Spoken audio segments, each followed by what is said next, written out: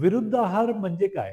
नमस्कार, मी डॉक्टर अजित राजगिरे. आज आपल्याला सांगू इच्छितो, की आयुर्वेदामध्ये काही आहार किंवा काही फूड्स ते विरोधी म्हणजे एकमेकाला अपोझिट असतात आणि ते एकत्र खाल्ल्यामुळे किंवा एकत्र करून खाल्ल्यामुळे ते शरीराला हानिकारक असतात. त्यालाच आयुर्वेदामध्ये विरुद्ध अन्न असं म्हटलं जातं. विरुद्ध आहारांमध्ये काही आपण एक्झाम्पल पाहणार आहोत. त्याच्यामध्ये पहिलं जे आहे ते दूध व केळी. दूध व केळी हे पचनास जड असल्यामुळे त्याच्यामुळे कफ वाढतो. दुसरे आहे दूध व मासे म्हणजे दुधाचे पदार्थ व मासे हे एकत्रितरित्या खाल्ल्यामुळे बऱ्याच वेळेला त्वचेचे विकार उद्भवण्याची प्रचंड शक्यता असते. चौथं आहे जेवण आणि फळे एकत्रित करणं.